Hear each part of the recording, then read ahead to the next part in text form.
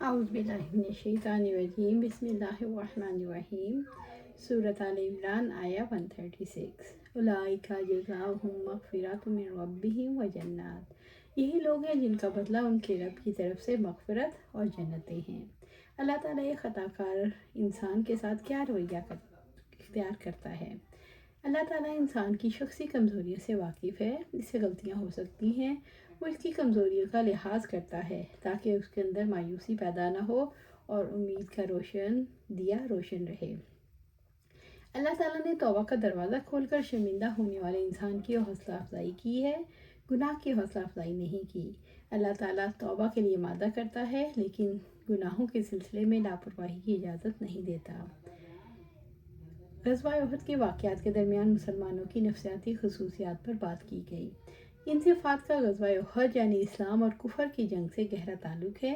ان کے درمیان خاص مناسبت ہے، جیسے سود خوری کی وجہ سے میدان جنگ میں مسلمانوں نے شکست کھائی، یعنی مال غنیمت کی حرص کی وجہ سے تیر اندازوں نے درہ چھوڑ دیا اور فتح شکست میں بدل گئی۔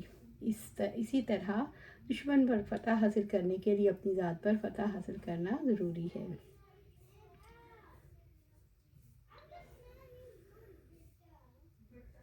وَنِعْمَ اجر العاملین، اور کیسا اچھا بدلہ ہے عمل کرنے والوں کے لیے۔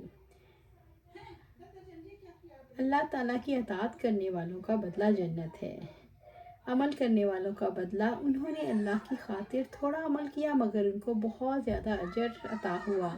مشقت برداشت کرنے کے بعد ہی راحت کی امید ہوتی ہے اور جزا کے وقت ہی عمل کرنے والوں کو اپنے عمل کا پورا اور وافر بدلہ عطا ہوتا ہے۔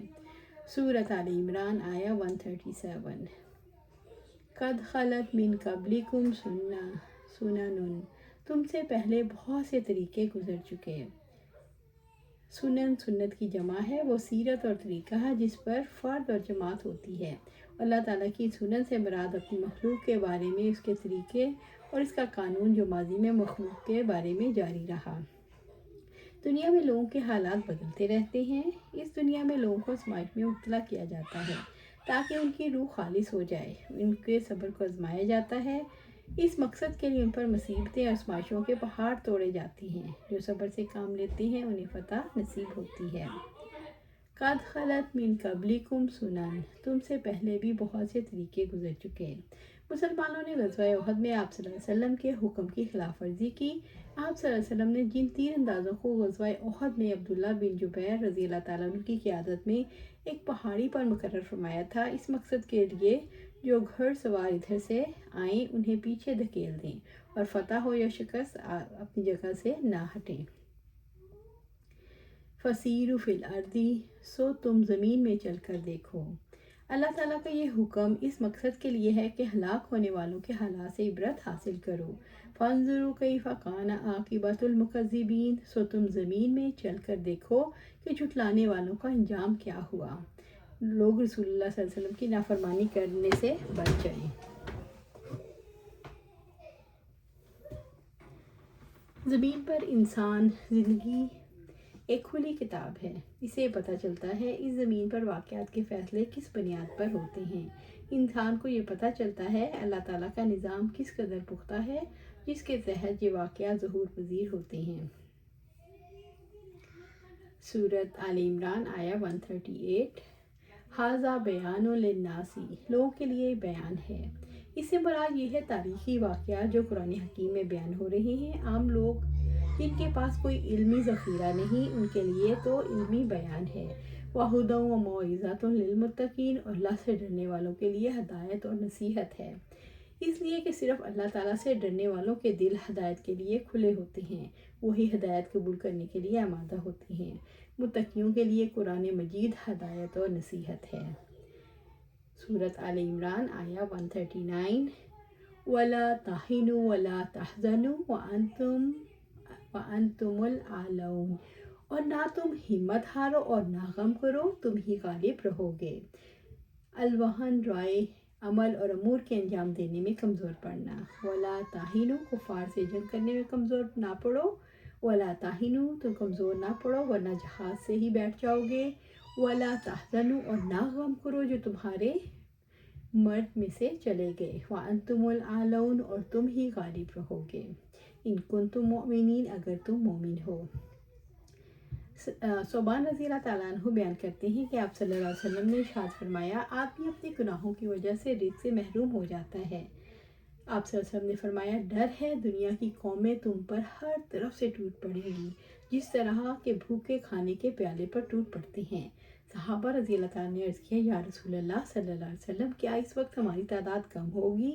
تو آپ صلی اللہ علیہ وسلم نے فرمایا، اس وقت تمہاری کثرت ہوگی، لیکن تمہاری حالت اس وقت سیلاب کے خس و خاشاک ہوگی جیسی ہوگی۔ تمہارے دشمنوں کے دلوں سے تمہارا روب اٹھ جائے گا اور تمہارے دلوں میں بزدلی پیدا ہو جائے گی۔ صحابہ نے عرض کیا، یا رسول اللہ صلی اللہ علیہ وسلم، بزدلی کیا ہے؟ آپ صلی اللہ علیہ وسلم نے فرمایا، زندگی سے محبت اور موت کا ڈر۔ سورۃ آل عمران آیا 140۔ ابن ابی حاتم نے اکرمہ سے روایت نقل کی، فرماتے ہیں جب عورتوں پر احد کے دن غلط بات مشہور ہونے کے بعد صورتحال کی تحقیق میں دیر ہوئی تو معلومات کرنے کے لیے نکلیں، دیکھا کہ دو آدمی اونٹ پر آ رہے ہیں، تو ایک عورت نے ان سے پوچھا، آپ صلی اللہ علیہ وسلم کے بارے میں کیا اطلاع ہے؟ ان سواروں نے کہا، آپ زندہ ہیں۔ تو عورت بولی، اگر آپ صلی اللہ علیہ وسلم سلامت ہیں تو اب کسی بات کی فکر نہیں، اللہ تعالیٰ جس قدر چاہے اپنے بندوں کو شہید کر دے۔ تو اسی عورت کے الفاظ کے مطابق قرآن کریم کی آیت نازل ہوئی، این یمسسکم کرہن، اگر تمہیں چوٹ لگی ہے، یہ وہ چوٹ ہے جو اہل اسلام کو احد کے میدان میں لگی، فقد مسل قوما کرہم مثلہ، تو انہیں بھی یقیناً اس جیسی چوٹ لگ چکی ہے۔ وتلک الایام نداولوها بین الناس، یہ دن ہیں جنہیں ہم ان لوگوں کے درمیان گھماتے رہتے ہیں۔ اللہ تعالیٰ دنوں کو لوگوں کے درمیان اپنی حکمت کے تقاضے کی وجہ سے باری باری بدلتا ہے۔